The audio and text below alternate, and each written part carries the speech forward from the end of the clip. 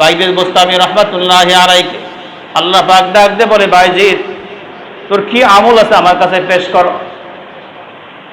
বাইজিদ বোস্তামি রহমাতুল্লাহি আলাইহি তার আমলটাকে পেশ করার জন্য আল্লাহ দরবারে হাজির হয়েছে। নামাজ নিয়ে গেছেন, হাজার হাজার রাকাত নামাজ আমি আদায় করেছি, এই নামাজটাকে আল্লাহর দরবারে পেশ করতে চাই।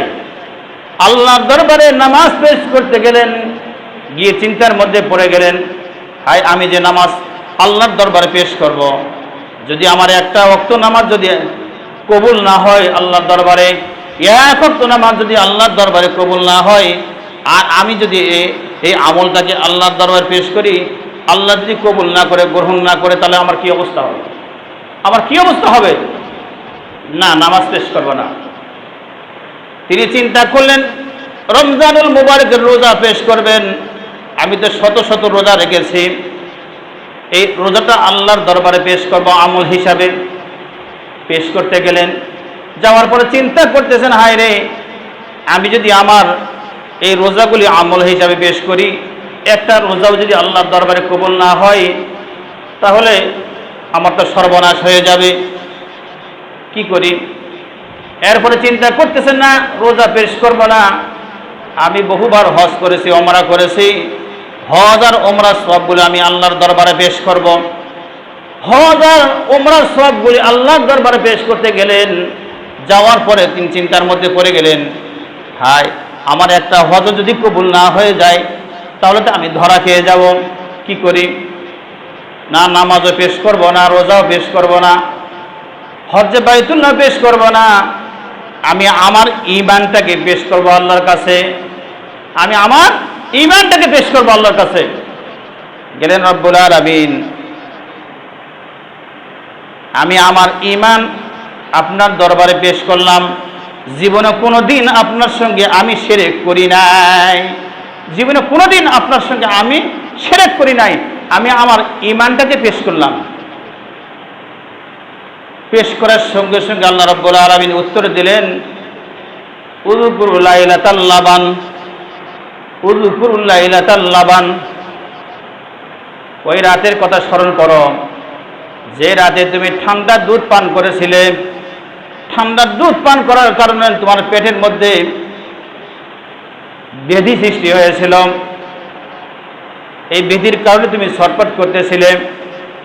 তুমি তো ওই দিন আমার সঙ্গে শরীক করেছ, কারণ দুধের মধ্যে তো কোনো ক্ষমতা নাই, দুধ তো মাখলুক, দুধের মধ্যে কোনো ক্ষমতা নাই। আমি আল্লাহ রাব্বুল আলামিন তোমার পেটের মধ্যে বেঁধে দিয়েছিলাম, ওই দিন তুমি শরীক করেছিলে আমার সঙ্গে, ওই দিন তুমি আমার সঙ্গে শরীক করেছিলে যে এই দুধটা খাওয়ার কারণে আমার পেটের সমস্যা হয়েছে। পেটের সমস্যাটা আমি দিয়েছি, দুধ খাওয়ার কারণে নয়।